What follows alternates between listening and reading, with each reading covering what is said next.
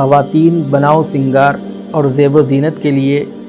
جو زیورات کا استعمال کرتی ہیں، شرعی رہبری اور شرعی رہنمائی کیا ہونی چاہیے؟ سب سے پہلے ہم یہ دیکھتے ہیں کہ عورت سر کے بال سے لے کر پاؤں تک مختلف زیورات کا استعمال کرتی ہیں۔ مثلا مانگ کا ٹیکا ہے، ایئرنگ ہے، کان کی بالی، نتھنی یعنی ناک کی دال ہے، گلے میں پہننے والے مختلف زیورات ہوتے ہیں، نکلیس ہے، گلے کا ہار ہے، اور ہاتھوں میں بھی کنگن پہنتی ہیں، بریسلیٹ پہنتی ہیں، اور پیروں میں پیر کی چین ہوتی ہے جس کو عام طور پر چاندی کا استعمال کرتی ہیں خواتین،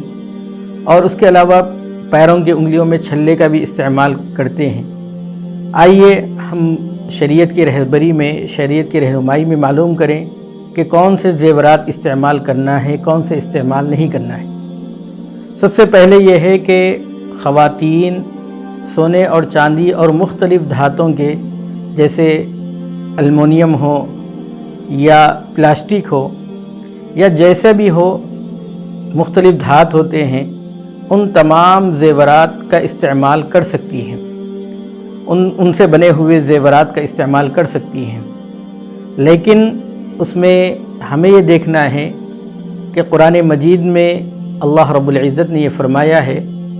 کہ وَلَا يَضْرِبْنَ بِأَرْجُلِهِنَّ لِيُعْلَمَ مَا يُخْفِينَ مِنْ زِينَتِهِنَّ کہ زیورات پہنتے وقت ایسی زیور نہ پہنے جو آپس میں لگنے کی وجہ سے اس سے شور ہوتا ہو، اور اسی طریقے سے جو زیورات پہن رہی ہیں ان کے اندر گھنگرو یا بجنے والا کوئی ایسا آلہ نہ ہو کہ جس کی وجہ سے وہ جب چل رہی ہیں تو اس سے شور ہو رہا ہو اور دوسرے لوگ اس کی طرف متوجہ ہو رہے ہیں۔ اور پھر ان زیورات کے استعمال کرنے میں اس بات کا بھی لحاظ رکھا جائے، جیسے اللہ کے رسول صلی اللہ علیہ وسلم نے صحابیات کے پاس پہنچ کر یہ بات ارشاد فرمائی تھی کہ تم زیورات کی زکوٰۃ ادا کیا کرو۔ زکوٰۃ کا ادا کرنا ہر صاحب نصاب کے اوپر ضروری ہوتا ہے، جس کے پاس 52.5 تولے چاندی یا 7.5 تولے سونا یا ان دونوں کو ملا کر اگر اس کی قیمت 52.5 تولے چاندی کی آ جاتی ہے تو ان زیورات کی زکوٰۃ نکالنا ضروری ہوتا ہے۔ اس کا لحاظ کرتے ہوئے ہم اگر یہ زیور پہنیں گے تو اس میں دوسرے مردوں کو یا دوسری عورتوں کو دکھانا مقصود نہ ہو، بلکہ یہ مقصود ہو کہ اللہ رب العزت نے جو مال ہمیں دیا ہے، ہم اپنے اس مال کا استعمال بطور تحدیث نعمت کے کر رہے ہیں یا شوہروں کو خوش کرنے کے لیے کر رہے ہیں، تو یہ زیور پہننا بھی باعث ثواب ہو جاتا ہے۔ اور پھر انگوٹھی کے سلسلے میں البتہ فقہاء اکرام نے یہ صراحت کی ہے کہ انگوٹھی سونے یا چاندی کی ہونی چاہیے، یا اگر دوسرے دھاتوں کی ہو تو سونے اور چاندی کا پانی اس کے اوپر چڑھا ہوا ہو تبھی استعمال کریں، ورنہ انگوٹھی کے سلسلے میں یہ بات ملتی ہے کہ اس کا استعمال صرف سونے یا چاندی کا دھات یا ان دھاتوں سے پانی چڑھا ہوا ہو، اس کے علاوہ اس کا استعمال درست نہیں ہے۔ اور ایک بات ذہن میں رکھیں کہ زیورات کے اوپر مختلف نگینے لگائے جاتے ہیں، اور انگوٹھی کے اندر خاص طور پر کچھ نہ کچھ نگینہ لگا ہوا ہوتا ہے، پتھر ہوتے ہیں،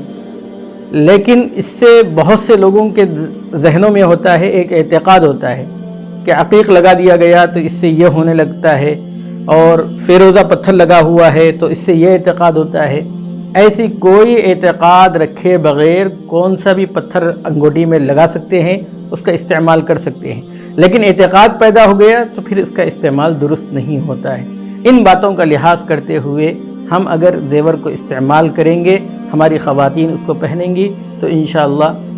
شرعی رہبری میں، شرعی رہنمائی میں استعمال کر سکتی ہیں، لیکن نام و نمود، ریاکاری اور دوسروں کو دکھاوا مقصود نہ ہو، صرف اپنے شوہر کو خوش کرنے کے لیے یا اللہ رب العزت نے جو مال دیا ہے اس کو بطور تحدیث نعمت کے، اپنی نعمت کے اظہار کے لیے اللہ رب العزت نے ہمیں مال دیا ہے، اس کے لیے پہن سکتی ہیں۔ اللہ رب العزت توفیق عمل نصیب فرمائے۔